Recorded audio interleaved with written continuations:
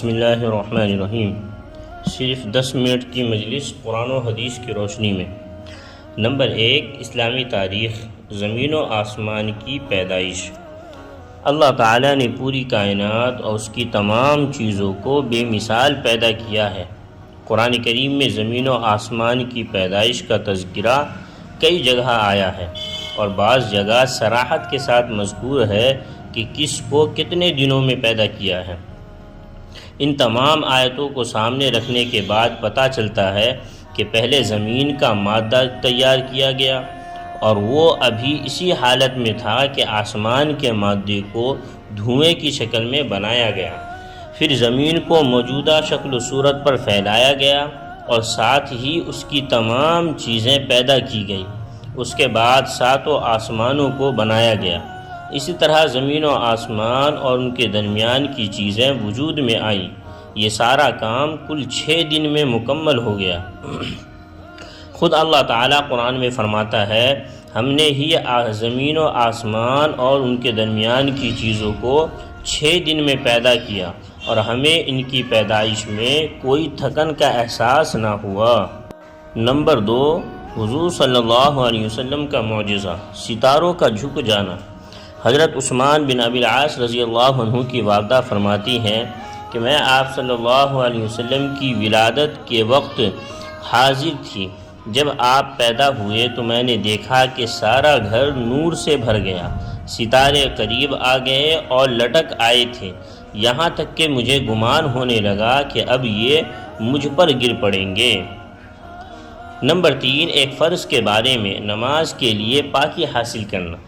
قرآن میں اللہ تعالیٰ فرماتا ہے، اے ایمان والو، جب تم نماز پڑھنے کا ارادہ کرو، اگر تم باوضو نہ ہو تو وضو کرنے کے لیے اپنے چہرے کو دھو، اور اپنے ہاتھوں کو کہنیوں سمیت دھو، اور اپنے سروں پر بھیگا ہاتھ پھیرو، اور اپنے پیروں کو بھی ٹخنوں سمیت دھو، اور اگر تم جنابت کی حالت میں ہو تو نماز سے پہلے سارا بدن پاک کر لو۔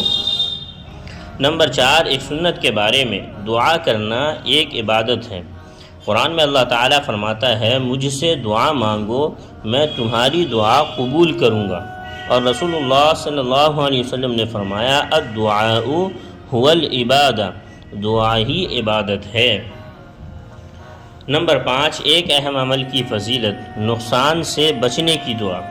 رسول اللہ صلی اللہ علیہ وسلم نے فرمایا، جو شخص اس دعا کو صبح شام 3 مرتبہ پڑھ لیا کرے، اسے کوئی نقصان نہیں پہنچے گا۔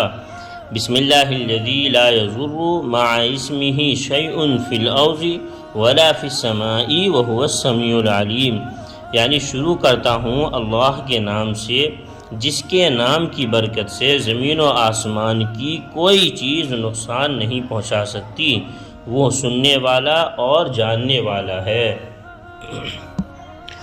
نمبر 6، ایک گناہ کے بارے میں، سود کھانا۔ قرآن میں اللہ تعالیٰ فرماتا ہے، جو لوگ سود کھاتے ہیں تو کل قیامت کے دن قبروں سے اس شخص کی طرح اٹھیں گے جیسے کسی کو جن بھوت نے لپٹ کر پاگل بنا دیا ہو۔ نمبر 7، دنیا کے بارے میں، دنیا پر راضی ہونا۔ قرآن میں اللہ تعالیٰ فرماتا ہے، کیا تم لوگ آخرت کی زندگی کے مقابلے میں دنیا کی زندگی پر راضی ہو گئے؟ دنیا کا مال و متاع تو آخرت کے مقابلے میں کچھ بھی نہیں، اسی لیے کسی انسان کے لیے مناسب نہیں ہے کہ وہ آخرت کو بھول کر زندگی گزارے، یا دنیا کے تھوڑے سے ساز و سامان کی خاطر اپنی آخرت برباد کرے۔ نمبر 8، آخرت کے بارے میں، مردے کی حالت۔ رسول اللہ صلی اللہ علیہ وسلم نے فرمایا، جب مردے کو لوگ اٹھا کر چلتے ہیں تو اگر نیک ہوتا ہے تو وہ کہتا ہے مجھے جلدی آگے بڑھاؤ، اور اگر وہ برا ہوتا ہے تو کہتا ہے، ارے میری ہلاکت آئی، تم کہاں لے جا رہے ہو؟ اس کی آواز کو جن و انس کے سوا اللہ تعالیٰ کی تمام مخلوقات سنتی ہے، اگر اس کی آواز انسان سن لے تو بے ہوش ہو جائے۔ نمبر 9، طب نبوی سے علاج، ہر مرض کا علاج۔ حضرت عثمان غنی رضی اللہ عنہ سے مروی ہے کہ ایک مرتبہ